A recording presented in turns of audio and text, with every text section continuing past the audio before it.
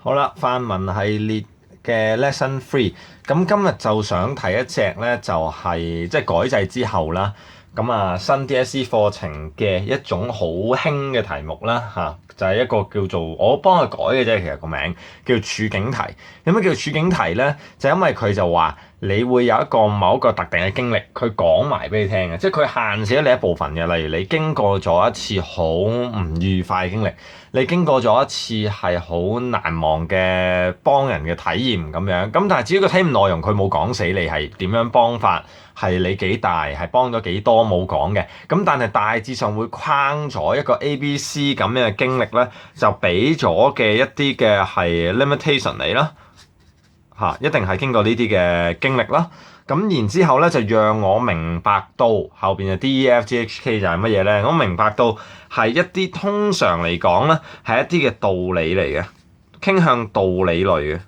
即係抒情嘅成分會有，咁但係道理嗰個嘅情況會係比較多啲。咁例如出過就話明白到己所不欲係勿施於人呢一個嘅道理啦。咁或者其實可以無限翻炒啊呢啲，因為你知道上面個經歷其實基本上可以亂咁嚟都得㗎。咁到後邊即係亂咁出題目都得，好容易諗啊。經過一次食叉燒飯嘅經歷，真係我講笑啫呢個。咁讓我明白到乜嘢嘅道理咧，就係話一分錢一分貨嘅道理。嗱，真係得㗎喎。咁你發覺喂，原來食平叉燒同貴叉燒，平唔一定唔好食，不過貴如果係即係你唔係俾人昆水魚嘅話咧，真係貴啲嘅話，咁應的確一分錢一分貨呢個正常嘅，得唔得 ？OK，咁所以嚟講咧就可以無限翻炒。咁呢題目我哋要點樣處理咧？咁今日就攞個題目嚟同你去研究一下。咁先睇題目先。嗱，題目呢個咧就抽字邊間中學唔講啦，咁九龍區嘅今年嘅啫，2015某九龍區學校中六嘅mock卷，即係臨考 DSE 之前嘅mock卷嘅題目啦，咁都係參考呢一隻題型嘅，咁正常啦，呢啲即係正常學校咯，咁你始終你學校出mock卷係要出得似嘛。OK， 咁試記敘你曾經面對嘅一次困難，即係呢一次嚟講咧，係嗰個嘅constraint 咧，就係講一個嘅困難，得唔得？一個逆境嘅情況，而呢一次經歷亦都讓你更加了解家人對你嘅關愛，得唔得？係講 family 嘅，得唔得？屋企人對你嘅一種關愛，係經過困難嘅時候更加了解。咁所以嚟講咧，仲要留意個更字，點解咧？因為更字嚟講，有兩個情況㗎。而比較適合嘅情況係點樣咧？你唔一定要之前唔了解，依家了解嘅，得唔得？你可以之前係都 OK 明，到依家嚟講係十分明，得唔得 ？OK， 咁亦都可以㗎。你唔一定要係一啲好老土嘅劇情。我以前咧就係躝街㗎，得唔得 ？OK， 我咧就出去蒲機鋪嘅咁樣。咁經過一次困難之後咧，咁咧就爭人錢，咁然之後我媽幫我還錢，咁我就發覺咧，哎呀，原來屋企對我咧就係好關愛嘅，仲以為佢哋會唔理我，由得我俾人斬死添，得唔得？唔一定要咁樣嘅，你可以好似正常家庭咁嗱。其實有冇人會完全唔明白家人對你嘅關愛咧？其實你咁講唔好講得通嘅，冇乜人會有共鳴嘅。即係正常嘅人都會明或者會 OK 明，唔係好明，得唔得？但係經過一次困難之後，就更加了解到家人對我嘅關愛，得唔得？了解到佢哋原來係好錫我嘅，明白到呢一個嘅道理，得唔得？咁我個劇情會點樣去處理咧？或者咁講，呢篇文個劇情會係點樣處理咧？咁仲要留意翻啦，一次啦，得唔得？即係唔好講多。咁有人話喂，依家好興講話插敘法喎。如果我講呢次困難插敘翻少少，嗱，陣間嗰篇有插敘法，其實可以嘅，得唔得 ？OK， 但係嗰個插敘法必須你要交代清楚，俾人感覺得到佢個作用係喺邊一度，得唔得？唔係離題，睇得出你係專登用個插敘法嚟到交代翻一啲嘢，咁就唔算係離題。如果唔係你大條絲，即係點講啊？大模斯樣咁樣，以前講一次，跟住就2個禮拜前又講一次，依家又講一次，講10幾20隻困難，咁當然就係離題啦，得唔得？咁但係插敘法有 meaning 嘅插敘法係可以嘅，得唔得？咁困難嚟講，咁講翻呢類型嘅文章啦，呢類型嘅文章咧又係一個叫做記描書式嘅文章啦。咁但係你會見到今次嗰個成分嚟講咧，係記敘同埋抒情會比較重少少。你面對嗰次困難得唔得？你當然可以描述下你嗰陣時嘅心理嘅描寫啦。咁呢個一定要有㗎啦，永遠都係。咁但係記敘嗰次困難嘅內容同埋你處理嘅方法，記敘嘅成分會比較重啦。咁另外你明白到嘅所謂嘅道理係屬於家人對你嘅關愛，係愛嚟嘅，得唔得？咁所以嚟講，你要明白一種愛唔係講道理咁嘅形式去講嘅。你要明白到一種愛嚟講咧，係以一個抒情嘅方式嚟講，得唔得 ？OK， 咁所以抒情嘅成分會比較重。咁我想講翻嘅就係話呢兩隻要留意嘅地方。記敘，咁我之前咧有個係Lesson 2啊，好似係簡單嘅記描書，我已經講過少少個內容，咁依家再補充多少少。咁首先記敘嘅情況，首先咧就整一個真啲嘅情況先。真嘅意思就話乜嘢咧？係睇咗我上堂嘅 video，基本上已經係講咗噶啦。但係依家就再同你複習一下，再講得詳細少少。真嘅話，我除咗講個大路嘅劇情係要比較真一啲，即係你唔好作得太撩楞。經過一次困難，即係我想你作嘅，例如係你患病，家人照顧你，正常啦，呢啲得唔得？重病又好，你感冒又好，點樣都好。但係我唔係好想作，例如我經過有次咧同屋企人去滑雪，然之後咧雪崩喎，得唔得 ？OK， 跟住點，即係呢一啲嘢我唔係話冇可能會發生，你唔好即係好似歧視啲有錢人咁樣，喂，你唔俾我屋企有錢啊，我又去滑雪。咁但係個問題係睇你卷嘅人需要有共鳴啊嘛，一篇好嘅文章得唔得？有幾多人試過滑雪仲要雪崩得嚟又唔死，仲要睇到你篇文咧，真係。OK， 咁所以嚟講，患病家人照顧你，邊一隻容易產生共鳴咧？得唔得？咁呢一隻嚟講，我想要到嘅一個效果就係話產生到一個共鳴，得唔得？呢個係屬於大路嘅劇情。咁至於第二樣嘢，我係想你一啲嘅 detail 位都係要作得真啲嘅，得唔得 ？OK， 呢啲 detail 位，即係譬如係一啲人俾第二個人嘅反應啦。你篇文章入邊嗰啲人嘅行為會唔會符合翻佢嘅年紀呢？例如青少年做嘅行為冇可能可以做到100%咁成熟嘅，應該係會有啲任性反叛，得唔得 ？OK， 咁有時譬如話，如果媽媽嘅話係會好乖愛，阿爸嘅話就唔係好識得表達，咁呢啲行為會配合翻佢哋嘅乜嘢啦？反應同行為配合翻佢哋嘅年紀啦，同埋佢哋嘅身份啊。得唔得 ？OK， 咁就會俾人哋個感覺，會唔會話真就高幾多分？唔係咁樣計。但係如果你篇文章帶落嘅劇情唔係咁冷門，會比較真一啲。然之後佢哋嘅反應同行為配合翻佢哋嘅年紀同埋身份嘅話咧，咁俾人個感覺會好有電影感，得唔得？會有好有投入感，好容易產生到共鳴，得唔得 ？OK， 明白你所抒發嘅一種嘅感情。而抒情啦，其實嚟講咧，就同心理描寫基本上就撈埋一齊講噶啦，可以得唔得？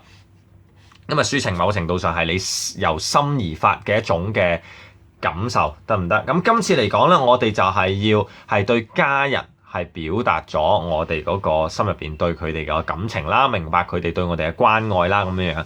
咁所以喺抒情嘅情況咧，就要留意翻就係乜嘢咧？係邊一個 moment 咧？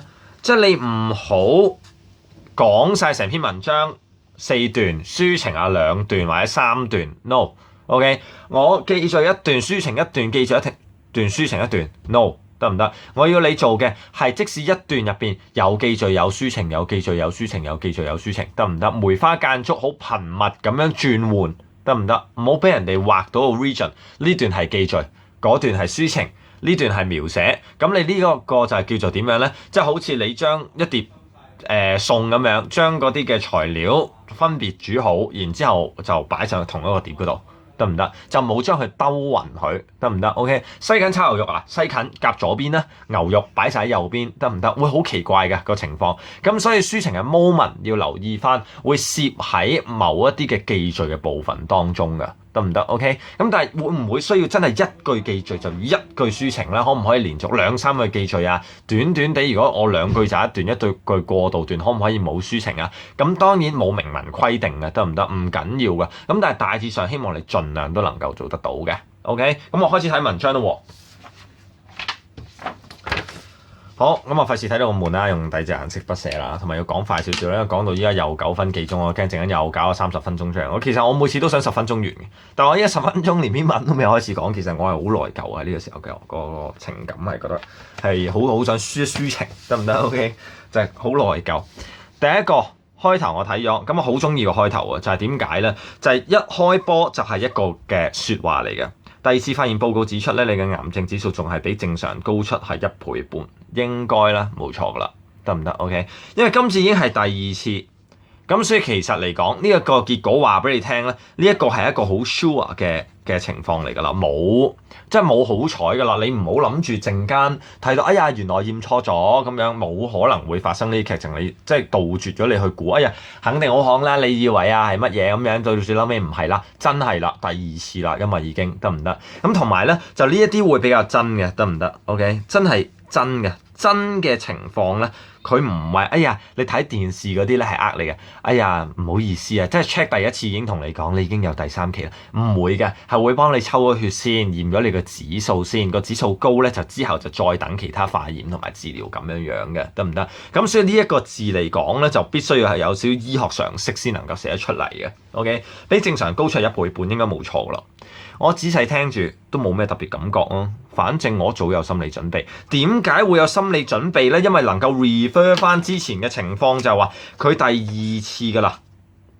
點解要有第2次呢？因為你第1次超標嘛，咁咪第2次咯，得唔得？咁所以嚟講佢已經有心理準備嘅。理論上佢阿媽都有，但係阿媽已經喺側邊係偷偷落淚，其實已經埋下咗個伏線，就話點樣呢？就話因為落淚會影響到依家故事中嘅主角，亦都會有一種負面嘅情緒。咁所以阿媽已經係偷偷落淚，係顧慮咗呢個小朋友或者呢個年青人佢嘅感受喺度嘅。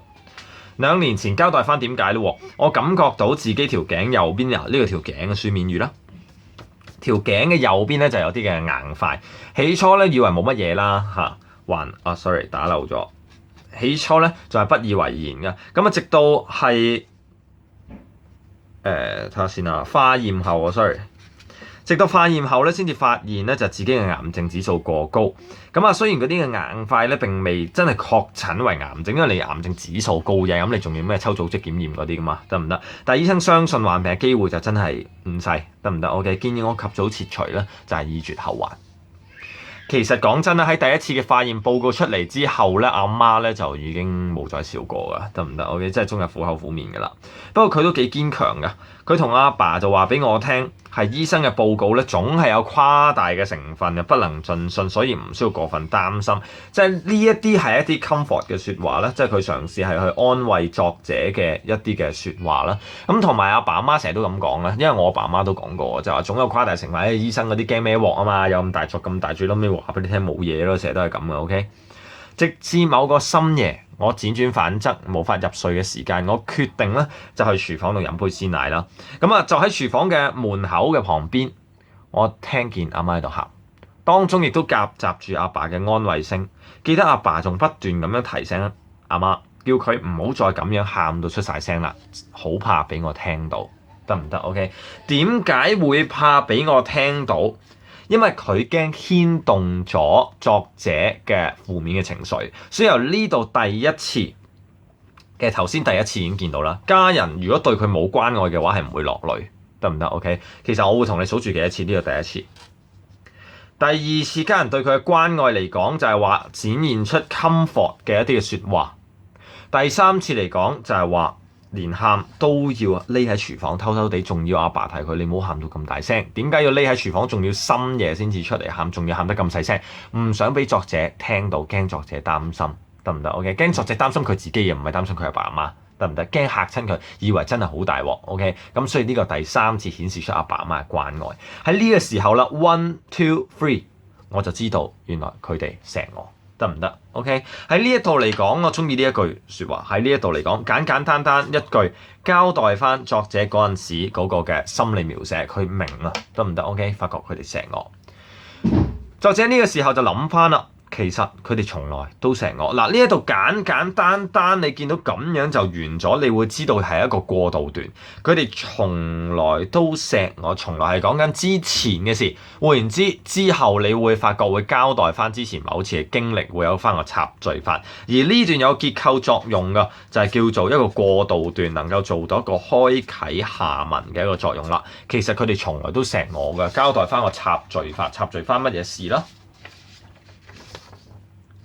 係啱升小二嘅時候咧，我喺平台公園不慎係跌倒，嘴角咧就正好啦，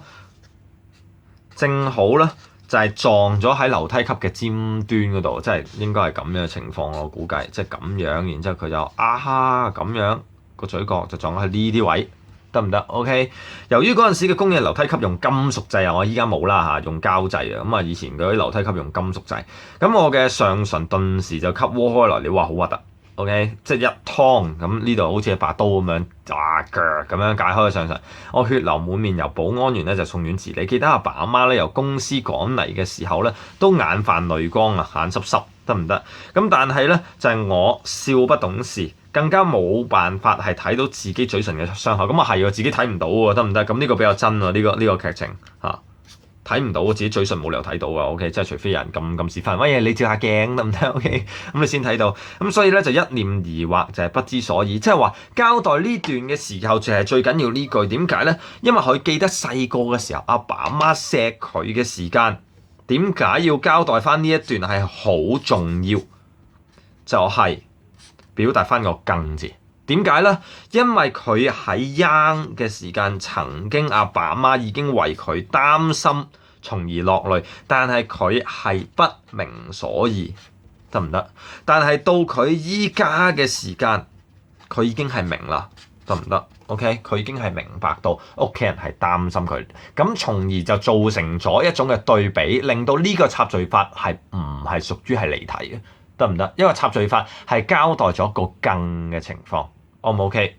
好，咁啊，然而相比起小時候嘅意外嚟講咧，今次係一種長期嘅抗戰啊！呢個承上啟下啦，得唔得 ？OK？ 小時候嘅一個細嘅意外，今次嚟講係一個長期嘅抗戰。咁你見到呢一度嚟講，我哋又係叫做有一個過渡嘅作用，令到我哋離開嗰個嘅插敘嘅情況，翻到嚟依家。從第二次抽血報告開始講翻啦 ，OK？ 家人各出奇謀。整天有着唔同嘅主意，都要幫助我對抗係惡疾嘅，得唔得？爸爸咧咁啊，由逐個開始講啦。換言之，呢一個嚟講啦，咁啊幾靚嗰個結構係一個 topic sentence，得唔得 ？OK， 就係講咗家人對我嘅關愛係屬於 number 4啦，即係我頭先嗰個以前嗰個唔計啦，講依家明白嘅1、2、3，依家去到 number 4，得唔得 ？OK， 就係佢哋要表達佢哋關愛嘅方式，就係話諗方法幫我拆掂呢一個嘅惡疾，得唔得 ？OK。各出鬼主意，出咩鬼主意咧？阿爸不嬲成個師奶咁噶，咁啊自我患病之後咧，佢每一日咧都將唔同嘅水果咧就喺市場中就帶翻嚟嘅，得唔得 ？OK， 今日蘋果，聽日香蕉，後日橙咁樣 OK。佢知道我一向咧好憎食生果，好難食生果，咁所以佢咧就將水果嘅表皮全部都削掉啦，咁啊細心咁挑晒啲核出嚟啦，仲用牙籤咧就插咗一片片嘅果肉，得唔得？佢做嘅嘢好細心，你會見到呢度。A、B、C， 為嘅就係乜嘢？為嘅就係要我食多1、2啖，就係1、2啖啊，仔得唔得 ？OK， 食生果啲病快啲好喎，得唔得？同癌症有冇關係？都唔會食生果，癌症會好。即係我唔知啊，得唔得？即係我唔係讀醫嘅，我唔知道啦。OK， 咁但係多數嚟講，一個爸爸會覺得，或者一個家長會覺得，咦病喎，要食生果喎，得唔得 ？OK， 咁所以嚟講，為嘅就係令我多吃1、2口。咁所以呢啲位嚟講，你會見到就我頭先所講嘅乜嘢位咧，就一啲嘅 detail 位。一個人對第二個人嘅關愛，你唔可以淨係話我擔心你，咁就叫做關愛。你要做嘢㗎，關愛你唔能夠得個講字㗎。所以佢有做嘢 A、B、C。一個男人能夠細心得咁緊要，配合翻佢嘅身份，你會知道佢係對我有幾咁關愛。為咗呢1、2啖，呢個男人得唔得 ？OK， 能夠做出 A、B、C 各種細心嘅行為。有一次仲要喺牙籤嘅頂端加上咗顏色鮮豔嘅小旗幟，你知道係講乜嘢啦？即係個果肉喺度插住一支旗，得唔得？搏你攞嚟食。得唔得？據說能夠增加食慾，讓我驚嘆不已，得唔得？嚟到呢一度嚟講，顏色鮮豔嘅小旗幟，同埋你話喂呢啲會唔會冇共鳴呢？你一定有共鳴㗎，你有冇見過啊？你一定有見過㗎，呢啲得唔得 ？OK， 一嚿果肉，然之後插住咗顏色鮮豔嘅旗幟，據說啊能夠增加食慾，即係有冇科學根據呢？冇科學根據，但係佢都唯有搏一搏，得唔得？因為依家大家都冇棋啊，你知患呢啲病得唔得？唯有係搏一搏啦，得唔得？家姐呢，不嬲都貪靚嘅，佢對我頸上嘅腫塊呢，咁啊有一番同美容有關嘅獨特見解喎。佢認為只要定期幫我按摩淋巴，將淋巴同淋巴有關喎，咁啊聽落 make sense 啊，將淋巴都按好咗，新陳代謝就自然能夠將毒素咧就係移除，得唔得 ？OK， 咁又係據說啦，得唔得？點解作者會出2次據說咧？係比起醫生用刀割嘅仲要高明，得唔得 ？OK， 咁所以嚟講，你會見到據說成一呢度據說成二就話乜嘢咧？就係即使家人係已經係諗唔到一啲 effective 嘅方法嘅時間，佢哋仍然嘗試係去幫我。得唔得？佢哋知道呢啲嘢冇得搞，大家都知啊，得唔得？隨遇而安，即係睇下醫生嘅治療，得唔得？我哋幫唔到啲乜嘢，但係唔知方法有冇用㗎，試下啦，得唔得？盡量去試下啦，明知冇乜用都試下啦，得唔得 ？OK， 咁就會見到佢哋嘅一種唔肯放棄嘅精神。對於我係有個不離不棄嘅精神，得唔得？喺呢一度出現咗。喺呢段期間，我仲收到嚟自舅父同埋表姐嘅來電啦，佢哋各有妙計，有啲聽起嚟都幾好笑，得唔得？真係幾冇科學根據嘅。咁所以你見到咧，就家人其實有一個嘅擴展啦，係啦，將呢個家嚟講咧，就係有個擴展啦，一個嘅廣義啦，嚇。就係乜嘢咧？就係嚟到一個家族都算係一個家人啦，得唔得 ？OK。不過最錫我嘅始終係我阿媽，因為一開波嘅時間你會見到係阿媽喊啊。咁所以嚟講咧，就係話阿媽始終係一個好重要嘅角色啊！呢篇文章咁所以最多尾先出嚟啊，主角 OK。不過最錫我嘅始終都係我阿媽。據中醫所講咧，我條頸嘅硬塊的確係同呢個毒素積聚有關。要痊癒一定要依靠食療，要食多啲蒸嘅魚，食深海魚就更加好啊！咁就真係唔知道，OK， 真係似乎係一啲癌症有關嘅資訊啦。咁啊，自此佢每日都蒸魚俾我食，用100幾蚊先至買到一小塊嘅龍躉。嗱，呢啲頂級嘅魚類，深海魚得唔得 ？OK。咁佢咁講，咁應該係深海魚啦，得唔得 ？OK， 用上100零蚊先至買到一小塊龍躉，咁梗係啦，清俾我食。我屋企唔算好窮嘅，但係絕對稱唔上係有錢。阿媽每日蒸魚俾我食，自己唔捨得食。哇！呢度真係大佬，聽到呢個毛管都凍埋，大佬真係。因為你要食蒸魚，佢每日淨係唔好話其他餸煮菜啊、煲飯嗰啲，你淨係整一味魚幾啖仔得唔得？一小塊去俾你食嘅時間已經要100零蚊一餐餸，得唔得？咁邊個負擔得起啊？講真，除非你真係富裕家庭。我屋企唔算窮，但係稱唔上係富裕，咁所以基本上已經係負擔唔起嘅。咁所以阿媽每日蒸俾我食，自己唔捨得食，唔捨得食到點樣啊？連試味嗰啖啊，即係睇下熟未，睇下啱唔啱味，得唔得？連試味嗰啖都叫我代勞啊，陰公，得唔得 ？OK， 咁所以你見到呢一度嚟講係超級咁多關我，佢自己死慳死抵係唔捨得食啊，連試味嗰啖都要我食，得唔得 ？OK， 仲推説點解要我試啫阿媽 ？OK， 我唔係好啱嗰啲龍躉，呢啲唔係好啱，龍躉都唔係好啱，咁搞錯得唔得？仲喺度推説，喺度推搪一啲嘅原因出嚟，就話佢自己唔中意食魚喎。屋企人對我好好啊，阿爸、阿媽、家姐、舅父、表姐，得唔得？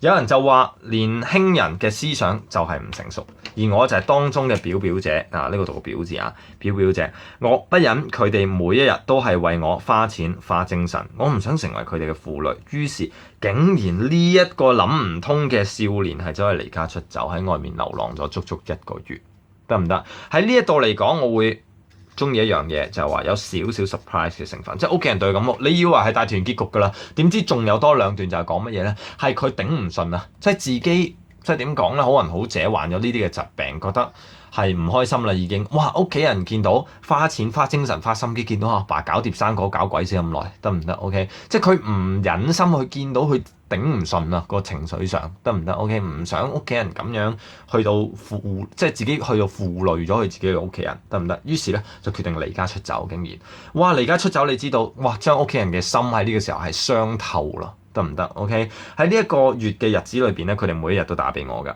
我偶爾都會接家姐嘅電話，係報個平安。嗱，呢個正常，你唔會邊個電話都唔接㗎。你驚佢哋報警嘛？你驚玩大一件事，得唔得？咁所以呢一個咧就係又係一個真嘅劇情。因為離家出走嘅人係唔敢完全唔聽電話，嗰啲人傻啊，得唔得？佢陣間報警，你上新聞你大鑊。咁所以一個具有智商嘅人士離家出走，你要知道，即使你離家還離家，你斷估你都要揾個公共電話亭啊，驚俾人 check 到咁樣打翻屋企報個平安，如果唔係屋企人會報警啊。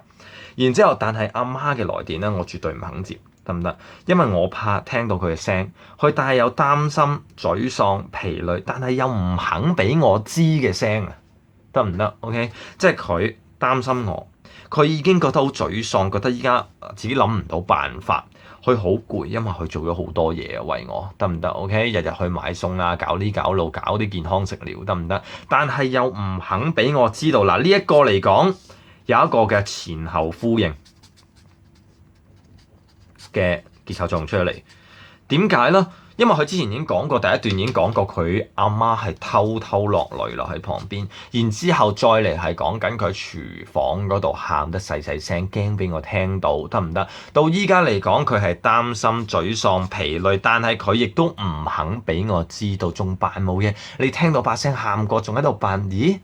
阿仔喺邊度啊？咁樣翻嚟屋企未啊？呢啲咁樣嘅聲音得唔得 ？OK， 作者覺得聽到咧十分之催淚，頂唔順，得唔得 ？OK， 於是唔敢聽佢媽媽嘅電話。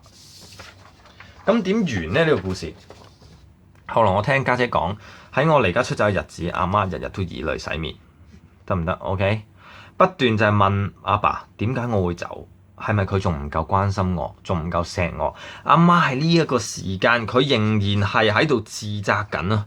明明係呢個青年人唔啱，屋企人咁錫佢，佢走咗去，但係阿媽個反應唔係去怪佢，阿媽係去自責，諗下個問題係咪出於自己嗰度，得唔得？呢一度你又會見到係一個愛護佢、關愛佢嘅情況，因為佢唔願意將個責任擺喺佢嘅身上，佢願意繼續用自己去保護佢，將個責任擺喺自己嗰度。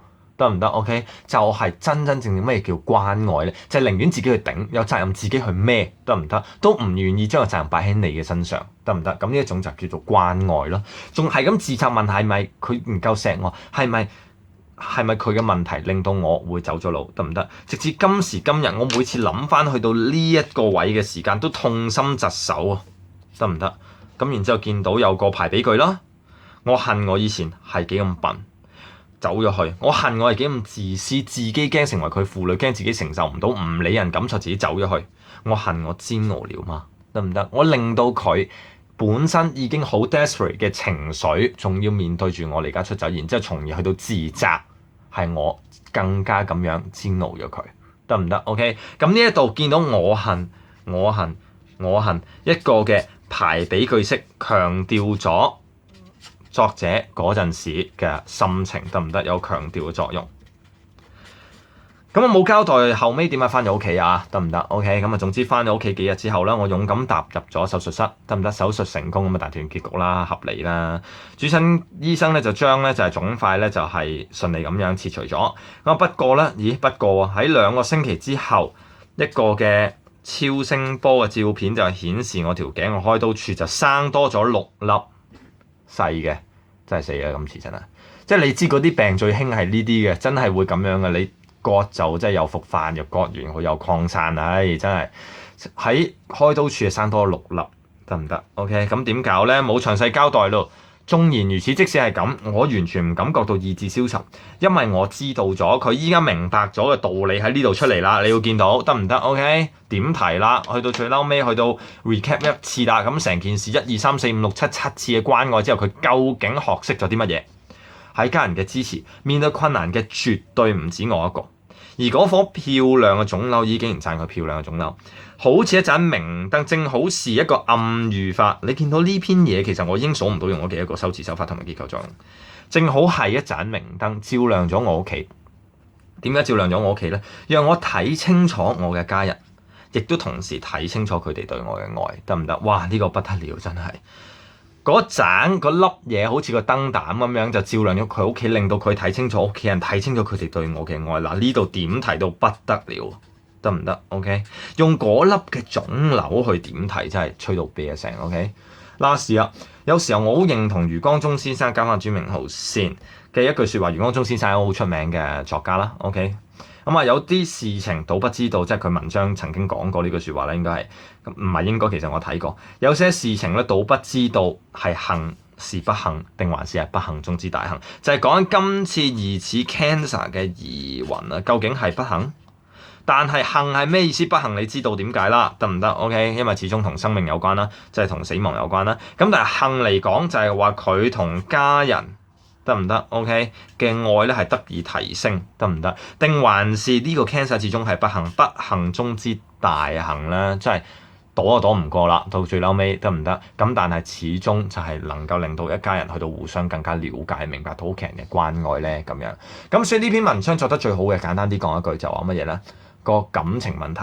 OK， 咁如果你陣間再睇一次嘅時候，我想同你係強調翻 feel 下當中嘅感情，表達到嘅當中真摯嘅地方，同埋點睇嘅情況係更嗱，呢個第一樣嘢好啦。